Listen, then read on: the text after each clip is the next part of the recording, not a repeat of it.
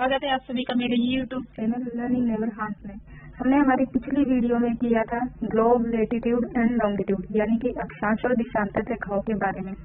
आज की हम इस वीडियो में करेंगे अर्थ एंड इट्स मोशन यानी कि पृथ्वी और इसकी गतियां। हम इसके कॉन्सेप्ट को समझेंगे और छोटी से छोटी चीज के बारे में पढ़ेंगे। इससे पहले कि हम अपनी वीडियो को शुरू करें, आप अपने मोबाइल को ऑटो पोर्ट्रेट मोड पे कर लें ताकि आपको इमेजेस बिल्कुल क्लियर दिखाई दे। इससे आपको कॉन्सेप्ट को समझने में आसानी होगी। हमारे टॉपिक का नाम है मोशंस ऑफ द अर्थ, पृथ्वी की गतियां। तो गतियां का मतलब क्या होता है, मोशन का मतलब क्या होता है? कोई भी चीज एक जगह से दूसरी जगह जाती है तो वो क्या होता है, मोशन होता है, गति होती है। जैसे मान लीजिए ये कोई पर्सन है, ये पर्सन है पी, ये इस जगह से चलकर यहाँ पर गया तो ये क्या कहलाएगा, इसका मोशन कहलाएगा। इस तरह कोई भी वस्तु जो हिलती है अपनी जगह से, चाहे वो राउंड शेप में हो या फिर सीधा जाए या फिर गोले में जाए, ये सब क्या होगा, हमारा मोशन कहलाएगा। तो इसी तरह से जो हमारी अर्थ है वो भी मोशन करती है, वो भी या तो अपने एक्सिस पर घूमती है या अपने सूरज के चारों ओर चक्कर लगाती है। तो इस तरह हमारी अर्थ का भी मोशन होता है। तो जो मोशन होता है अर्थ का वो कितने टाइप्स का है, एक तो होता है रोटेशन और दूसरा होता है रिवोल्यूशन। इस तरह हमारी अर्थ की दो तरह की मोशन है, दो तरह की गतियां हैं, रोटेशन एंड रिवोल्यूशन। रोटेशन को हम कहते हैं घूर्णन और रिवोल्यूशन को कहते हैं हम परिक्रमण। तो अब दोनों में डिफरेंस क्या है? सबसे पहले हम बात करते हैं रोटेशन के बारे में। रोटेशन क्या होता है? तो rotation is the movement of the earth on its axis. क्या है रोटेशन, क्या है मूवमेंट है इट्स एक्सिस, इसके एक्सिस पे। ये आप देख रहे हैं, ये क्या है, इसके एक्सिस है। हमने आपको बताया था प्रीवियस वीडियो में कि क्या था, नॉर्थ पोल और साउथ पोल था। तो वही क्या है, इसकी एक्सिस है। तो उसके एक्सिस के साथ ये क्या करते हैं, रोटेट करते हैं। जिस तरह आप ये देख सकते हैं अर्थ को, ये अर्थ मूव कर रही है तो ये क्या है, रोटेट कर रही है, अपने ही पोल्स पे, अपनी ध्रुव पर घूम रही है। ठीक है, उत्तरी ध्रुव और दक्षिणी ध्रुव पे वहीं पर घूम रही है। तो इसको हम क्या कहेंगे, इसको हम कहेंगे रोटेशन। क्या कहेंगे, रोटेशन, घूमना। तो rotation is the movement of the earth on its axis. Earth takes about 24 hours to complete one rotation known as earth day. तो क्या है कि ये एक चक्कर पूरा करने में हमारी अर्थ 24 घंटे का समय लेती है, जिसको हम अर्थ डे कहते हैं। ठीक है, तो एक दिन को हम अर्थ डे भी कहते हैं। घूर्णन, पृथ्वी को अपने अक्ष पर घूमना घूर्णन कहलाता है। और एक दिन ये पूरा 24 घंटे में अपना एक चक्कर पूरा करती है। तो उम्मीद है आपको रोटेशन का मतलब पता लग गया होगा। तो अब जब हमारी अर्थ रोटेशन करती है तो उसका परिणाम क्या होता है, वो हिस्सा जो सूरज की ओर आता है वहाँ पर दिन होता है, दूसरे हिस्से में रात होती है। जैसे कि आप यहाँ पर देख रहे हैं, इतने हिस्से में सूरज की रोशनी आ रही है क्योंकि ये हिस्सा सूरज के सामने, तो यहाँ पर दिन हो गया।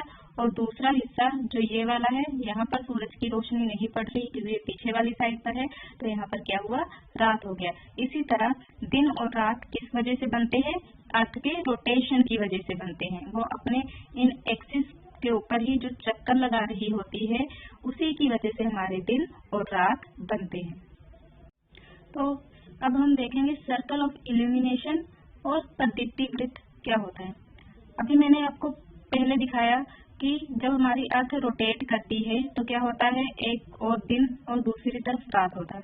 तो वो लाइन, जैसे कि ये लाइन देख रहे हैं आप, वो लाइन जो ग्लोब को दिन और रात में डिवाइड करती है, उसको हम क्या कहते हैं, सर्कल ऑफ इल्यूमिनेशन कहते हैं, यानी कि प्रदीप्ति वृत्त कहते हैं। अब देखिए, the circle that divides the day from night on the globe is called circle of illumination. ठीक है, वो सर्कल, ये वाला सर्कल जो दिख रहा है हमारा, ये वाला, ठीक है, ये वाला, इसको हम क्या कहेंगे, प्रदीप्ति वृत्त यानी कि सर्कल ऑफ इल्यूमिनेशन। क्योंकि ये हमारे दिन और रात के बीच में एक लकीर है जो दोनों को, हमारे ग्लोब को डिवाइड कर रही है, दिन वाले ग्लोब में और रात वाले ग्लोब में। तो आपको पता लग गया, ग्लोब पर वह वृत्त जो दिन तथा रात को विभाजित करता है उसे प्रदीप्ति वृत्त कहते हैं। अब क्या है, ये इधर दिन है इधर रात है, जब ये घूमेगी तो इधर दिन हो जाएगा और इधर रात हो जाएगी। इस तरह दिन रात का जो चक्कर है वो चलता रहता है। अगर हमारी अर्थ रोटेट ना करती, घूमती ना, तो क्या होता, जिधर दिन है उधर दिन ही रहता, जिधर रात है उधर रात ही रहती। तो इधर दिन है तो दिन ही रहता, सूरज की रोशनी लगातार मिलती रहती, क्या होता, बहुत ज्यादा गर्मी हो जाती, इसीलिए इंसानों का रहना मुश्किल हो जाता। उसी तरह जिस तरफ रात है उधर सूरज की गर्मी कभी भी प्राप्त ही नहीं होती, सूरज की रोशनी प्राप्त ही नहीं होती, जिस वजह से यहाँ पर बहुत ज्यादा ठंड हो जाता और ठंड में भी इंसानों का रहना मुश्किल हो जाता। इसलिए क्या है, इसका रोटेशन करना बहुत जरूरी है, इसका घूर्णन बहुत जरूरी है। तो इस तरह क्या होता है कि अगर घूर्णन नहीं करेगी तो जहाँ पे दिन है वहाँ हमेशा दिन ही रहेगा, जहाँ पे रात है वहाँ हमेशा रात ही रहेगी। पर इसके घूर्णन के कारण, इसके रोटेशन के कारण एक तरफ दिन होता है दूसरी तरफ रात, फिर जब दूसरी तरफ रात होता है तो एक तरफ दिन हो जाता है। तो ये चक्कर हमेशा चलता रहता है। हमने मोशंस ऑफ द अर्थ में से रोटेशन के बारे में पढ़ लिया, रोटेशन की वजह से जो दिन रात बनते हैं उनके बारे में पढ़ लिया, अगर रोटेशन ना हो तो क्या होगा उसके बारे में देख लिया। अब हम पढ़ेंगे रेवोल्यूशन के बारे में। अब रेवोल्यूशन क्या होता है, the movement of the earth around the sun in a fixed path और ऑर्बिट इज कॉल्ड रेवोल्यूशन। हमारी अर्थ जब सन के आसपास मूवमेंट करती है, रोटेट करती है, घूमती है, तो उसको हम क्या कहते हैं, रेवोल्यूशन कहते हैं। ठीक है, it takes 365 and 1/4 days to complete a revolution. अब सूरज के चारों ओर एक चक्कर पूरा करने में इसको कितना समय लगता है, 365 दिन और 6 घंटे का समय लगता है। तो हम जनरली क्या करते हैं, 365 दिन को ही एक साल मानते हैं। तो हर साल क्या होता है, 6 घंटे बच जाते हैं।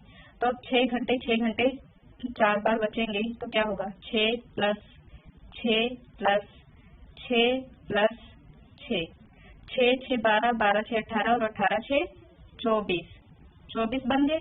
अब 24 बन गए तो हमारे एक दिन में कितने घंटे होते हैं, 24 घंटे होते हैं। तो इसने कितने दिन बना दिए, पूरे 24 घंटों ने मिलकर पूरा एक दिन बना दिया।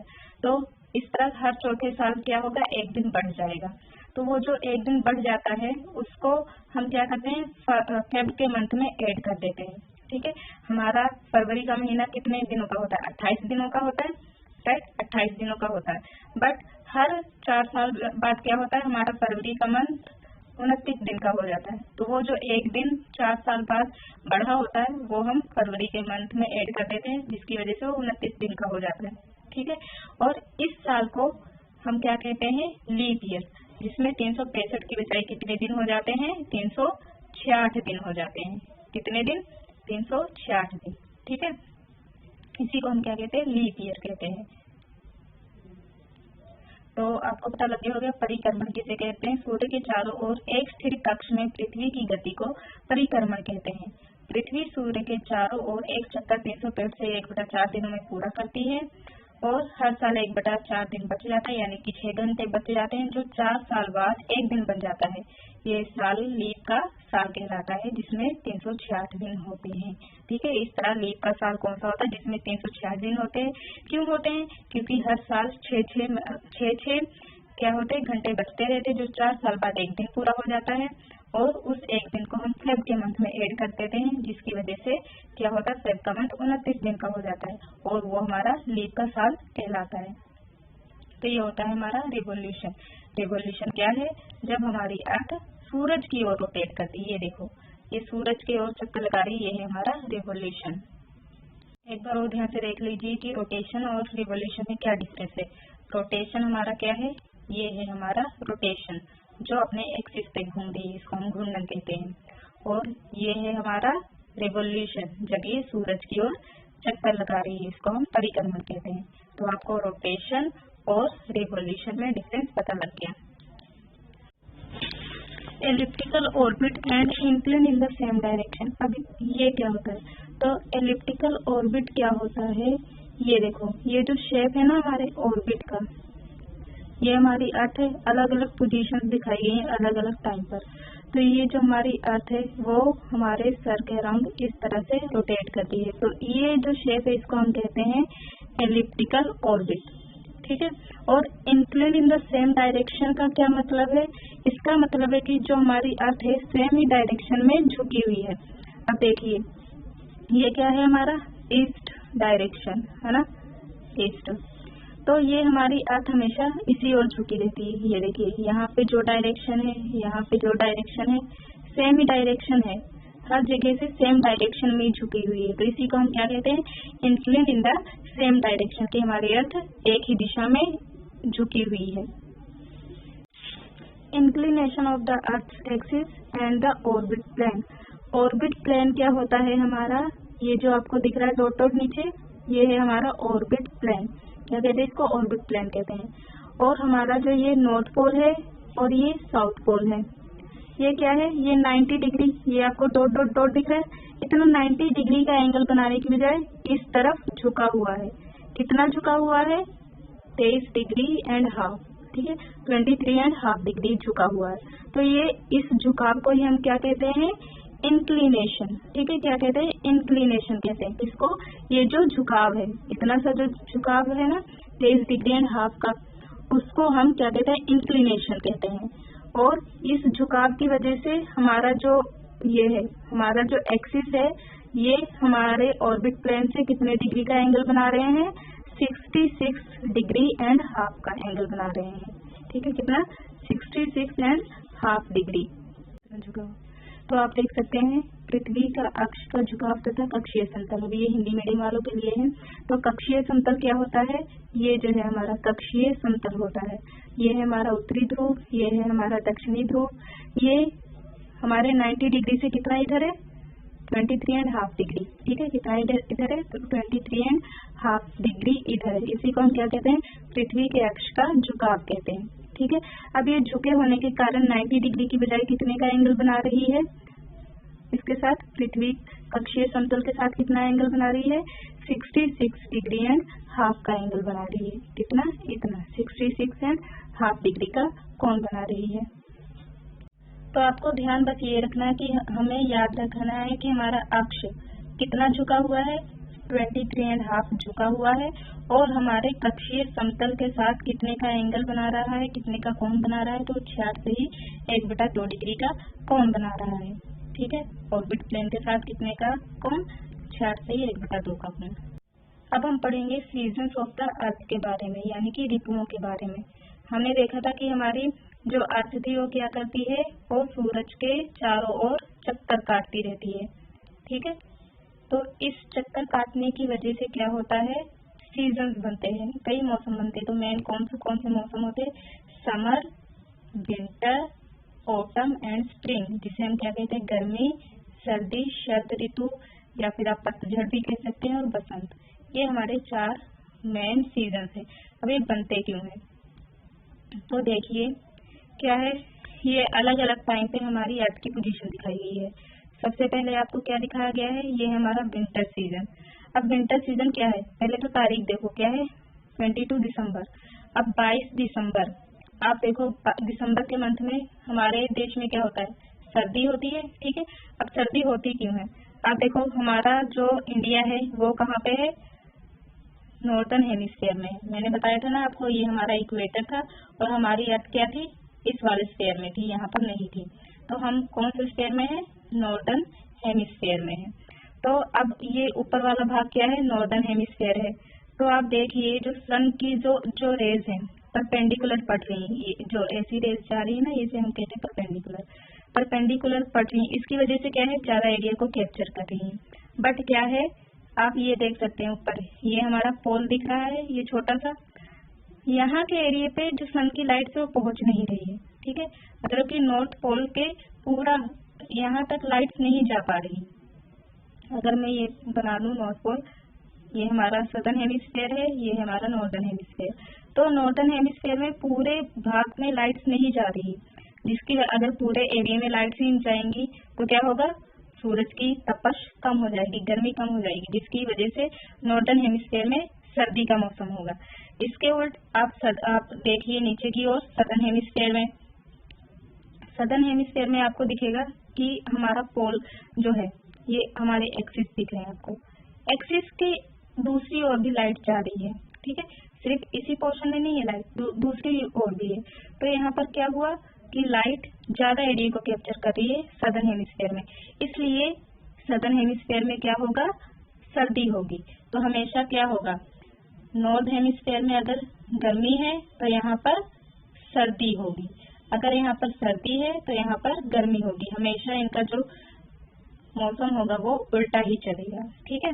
तो इस तरह से क्या होता है कि जब हमारे नॉर्थ हेमिस्फीयर में दिसंबर के मंथ में सर्दी होती है तो सदर्न हेमिस्फीयर में गर्मी होती है। इसी वजह से दिसंबर महीने में जब हमारे यहाँ क्या होता है, सर्दी होती है, और उस वक्त वहाँ पर क्या होगा, सदर्न हेमिस्फीयर में वहाँ पर गर्मी होगा।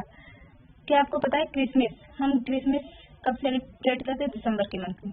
हम सर्दी में सेलिब्रेट करते हैं, बट इसी को क्या होता है, जहाँ का ये फेस्टिवल है वहाँ पे ये गर्मी के मौसम में सेलिब्रेट किया जाता है। हमने अब इसके बारे में समझ लिया, अब हम देखेंगे इसको, ठीक है। अब यहाँ पर देखो, यहाँ पर क्या था, नॉर्दर्न हेमिस्फीयर में लाइट्स नहीं आ रही थी नॉर्थ पोल पर। अब यहाँ पर देखो, यहाँ पर नॉर्थ पोल पर लाइट्स आ रही हैं, पोल से थोड़ा इस ओर भी लाइट्स आ रही हैं, मतलब कि अब क्या है, नॉर्दर्न हेमिस्फीयर में लाइट्स ज्यादा आ रही हैं, सदर्न हेमिस्फीयर में नहीं आ रही है। अब देखिए यहाँ पर सदर्न वाले साउथ पोल को देखिए, साउथ पोल के पूरा लाइट नहीं आ रही पूरे पोल तक, ठीक है। इस वजह से क्या होगा, यहाँ पर लाइट्स, यहाँ पर रोशनी कम आने की वजह से यहाँ पर अब क्या हो जाएगा, सर्दी हो जाएगा, और ऊपर क्या हो जाएगा, ऊपर गर्मी का मौसम होगा। क्यों, क्योंकि वहाँ पे अब हमें बहुत ज्यादा मात्रा में सूरज की गर्मी, सूरज की रोशनी मिल रही है। इसी वजह से क्या होता है कि ये कौन सा महीना आप देख लो, 21 जून, हमारे जून जुलाई के मंथ में कितनी गर्मी होती है, इसी वजह से होती है, क्योंकि हमें सूरज की जो रोशनी है, सूरज की लाइट्स हैं वो ज्यादा मिलती है। और सदर्न हेमिस्फीयर में क्या होता है, सर्दी होती है, क्योंकि वहाँ पर सूरज की रोशनी जो है, सूरज की लाइट जो है वो इतनी ज्यादा नहीं मिलती। अब क्या होगा, 21 मार्च और 23 सितंबर को, इन डेज पर क्या होगा, जो सन की रेज है वो पूरे अर्थ पर इक्वल ही पड़ेंगी, इसलिए जो दिन और रात होगा वो इक्वल ही होगा, ठीक है। इधर का दिन और रात दोनों बराबर ही होते हैं। अगर नॉर्थ हेमिस्फीयर में स्प्रिंग है तो सदर्न हेमिस्फीयर में क्या होगा, ऑटम होगा, यानी कि इधर बसंत है तो इधर पतझड़ होगा, और अगर इधर पतझड़ है तो इधर बसंत होगा, ठीक है। अब हम पढ़ेंगे summer solstice and winter solstice के बारे में कि ये क्या होता है। सिंपल सी बात है, ये है हमारा अर्थ, ये है हमारा इक्वेटर, ये है हमारा लाइन ऑफ कैंसर, और नीचे वाला है हमारा लाइन ऑफ कैप्रिकॉर्न, ठीक है। अब इक्वेटर, ये जो हमारा इक्वेटर है, ये डार्क वाला, इसके ऊपर वाले को हम कहते हैं नॉर्दर्न हेमिस्फीयर, नीचे वाले को कहते हैं सदर्न हेमिस्फीयर, यानी कि उत्तरी अर्धगोला, दक्षिणी अर्धगोला। अब 22 दिसंबर को क्या होता है कि ये जो हमारा नीचे वाला भाग है, नीचे वाला भाग, इसमें क्या होता है, ये जो हमारा ट्रॉपिक ऑफ कैप्रिकॉर्न है, इस पर सूरज की किरणें बिल्कुल सीधी पड़ती हैं, ट्रॉपिक ऑफ कैप्रिकॉर्न पे, ठीक है, सदर्न हेमिस्फीयर पे, जिस वजह से क्या होता है, दिन सबसे लंबी होती है और रात सबसे छोटी होती है। इसके उल्टा 22 दिसंबर को ही इसके उल्टा हमारे नॉर्दर्न हेमिस्फीयर में क्या होता है कि यहाँ पर रात सबसे लंबी और दिन सबसे छोटा होता है, ठीक है। यहाँ पे सबसे लंबा दिन होता है, यहाँ पर सबसे लंबी, मतलब कि क्या होता है, 22 दिसंबर को सबसे लंबी रात होती है हमारे नॉर्दर्न हेमिस्फीयर में, और सबसे लंबा दिन होता है सदर्न हेमिस्फीयर में। सबसे छोटा दिन होता है नॉर्दर्न हेमिस्फीयर में, सबसे बड़ा दिन होता है सदर्न हेमिस्फीयर में, ठीक है। कब, 22 दिसंबर को। इसी को हम क्या कहते हैं, इसको हम कहते हैं विंटर सोल्स्टिस, ठीक है। क्या कहते हैं, विंटर सोल्स्टिस कहते हैं। इसके उल्टा हम समर सोल्स्टिस किसे कहते हैं, तो समर सोल्स्टिस हम कहते हैं, अगेन मैं आपको अर्थ ड्रॉ कर देती हूँ, एक मिनट, इरेज होल। अगेन मैंने बनाया हमारा ग्लोब, ये हमारा क्या बन गया, लाइन ऑफ इक्वेटर, ये है हमारा लाइन ऑफ कैप्रिकॉर्न, ये है लाइन ऑफ ट्रॉपिक ऑफ, ये हमारा ट्रॉपिक ऑफ कैंसर, ये हमारा ट्रॉपिक ऑफ कैप्रिकॉर्न, ठीक है। अब ये हमारा नॉर्दर्न हेमिस्फीयर, ये हमारा सदर्न हेमिस्फीयर, ठीक है। अब क्या होगा, कब? 21 जून को।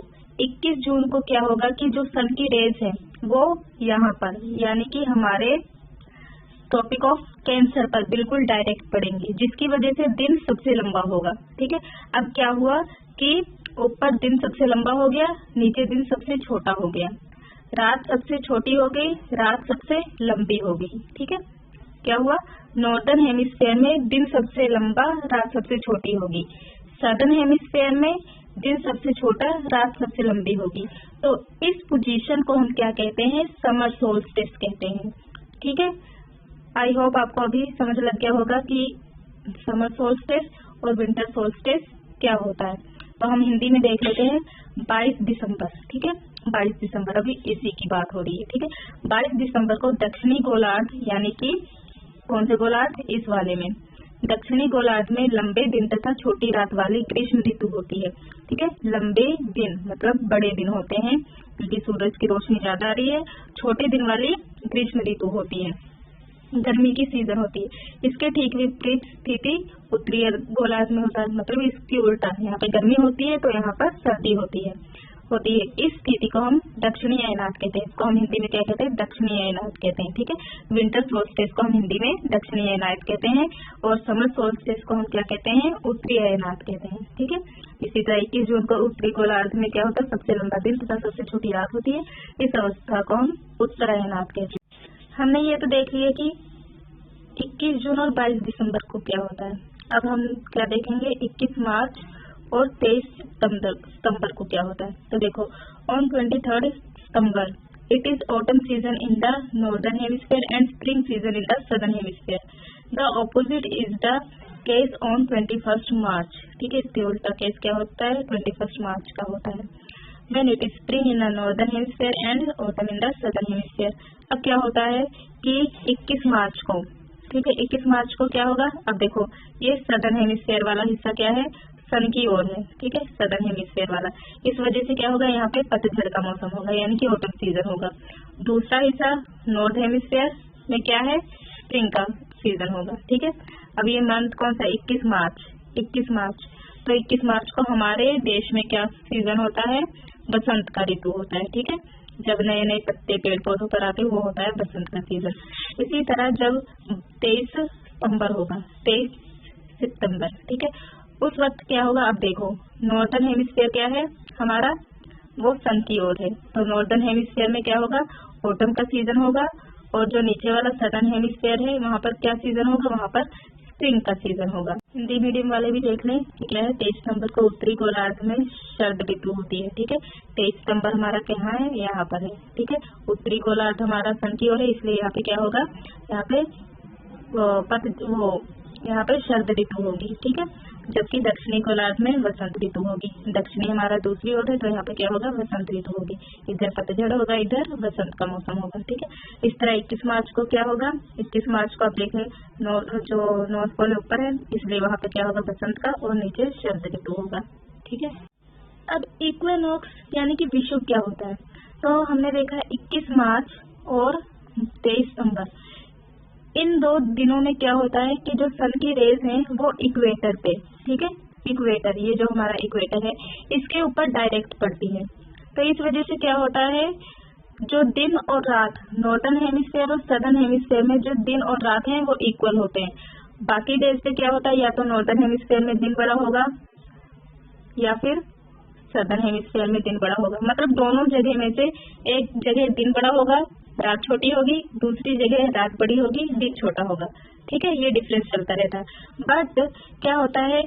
21 मार्च और 23 सितंबर को इक्वेटर के ऊपर सन की रेज पड़ती हैं, जिस वजह से नॉर्दर्न हेमिस्फीयर और सदर्न हेमिस्फीयर में जो दिन और रात दोनों इक्वल होते हैं।